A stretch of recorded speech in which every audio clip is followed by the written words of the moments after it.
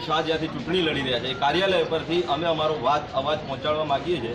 એક ઘટના એવી બની કે કાલે પ્રદેશ ભાજપના કાર્યાલયમાં ગયા ત્યાં કોઈ જ અપેક્ષિત જવાબ અમને મળ્યો નથી। આ સંદર્ભમાં સમાન કામ સમાન વેતન માટે અમે કેટલાય સમયથી અમારી આ સંવેદનાસભર રજૂઆત છે, કોઈ જ અમને જવાબ આપતું નથી, ના કોઈ જ રાજકીય પાર્ટી અસરકારક રીતે આ વાતને ઝીલતું નથી। એટલે ના છૂટકે અમિતભાઈ શાહના માધ્યમથી અમે એ વાત કરવા માગીએ છીએ તંત્રને કે તાત્કાલિક સમાન કામ સમાન વેતનના અધિકારો અને હક્કો લોકશાહી રીતે તાત્કાલિક રીતે ઉકેલ આવે। અન્ય રાજ્યોમાં સમગ્ર શિક્ષા અભિયાન કરાર આધારિત કર્મચારીઓ જે છે એને કાયમી કર્યા છે।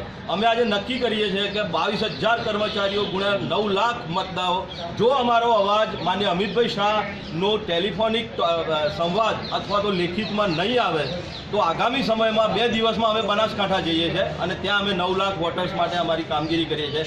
એ પૂર્વે ન્યાયિક રીતે આનો ઉકેલ આવે, તાત્કાલિક સમગ્ર શિક્ષા અભિયાન કરાર આધારિત કર્મચારીઓ અને જેટલી શાળાઓ છે જેટલા વાલીઓ છે તમામ જગ્યાએ અને આગામી સમયમાં સરકારી તમામ કાર્યક્રમો પ્રવેશોત્સવ અને જે પણ કાર્યક્રમ છે બહિષ્કાર થશે। એ પૂર્વે તંત્ર અને માન્ય અમિતભાઈ શાહ સાહેબને વિનંતી કરીએ છીએ, અહીંના લોકસભાના ઉમેદવાર છે ત્યારે કે તાત્કાલિક અમારા પ્રશ્નનું નિરાકરણ આવે અને અમારા જે પીડિત અને શોષિત કચડાયેલા જે ઉમેદવારો છે એને યોગ્ય ન્યાય મળે। આજે અમે ગાંધીનગર જ્યાંથી અમને ઉમેદવારી કરી છે એ સ્થળ પર આવ્યા છીએ।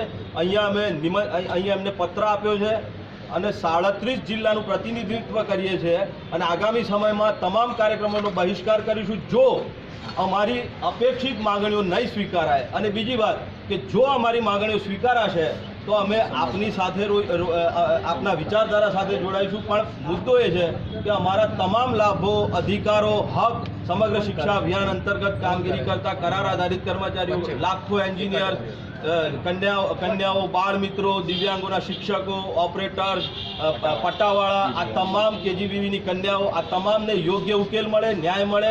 અને ફરીથી કહું છું કે આજે આ કાર્યાલયથી આ મંચથી અને જ્યારે ગાંધીનગર એ મુખ્ય કેન્દ્ર છે અમિતભાઈ શાહ સાહેબનું ત્યારે અમે આ કેન્દ્ર પરથી એમના જ્યાંથી અમને ઉમેદવારી કરી છે એ કાર્યાલય પરથી અમે આપ સૌને વિનંતી કરીએ છીએ, આપ સૌના માધ્યમથી સમાચાર માધ્યમથી કે તાત્કાલિક ઉકેલ આવવો જોઈએ।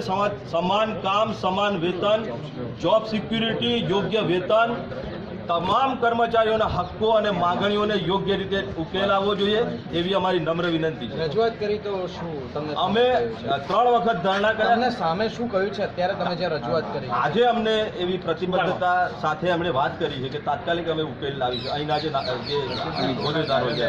પણ કાલે અમે પ્રદેશ કાર્યાલયમાં ગયા તો ત્યાં કોઈ અમે એકદમ કોઈ આતંકી પ્રવૃત્તિ કરતા હોય એ રીતે અમને દુષ્કાળને કાઢી નાખવામાં આવ્યા। એટલે આજે આ કાર્યાલયના માધ્યમથી અમે કહીએ છીએ કે આવા કાર્યકરો હટાવો।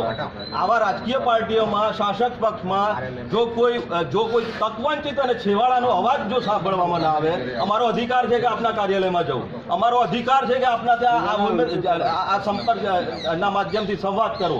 અને જો અમારો લોકતંત્રમાં એક સામાન્ય માણસનો અવાજ જો ના સ્વીકારાતો હોય, એક કર્મચારીનો અવાજ જો ના સ્વીકારાતો હોય તો આવનારા સમયમાં અમે તમામ આક્રમક કાર્યક્રમો કરીશું અને સરકારશ્રીની સાથે યોગ્ય રીતે આનો ઉકેલ આવે એ રીતની પદ્ધતિસરની રજૂઆત કરીશું, અન્યથા અમે બધું જ કરીશું।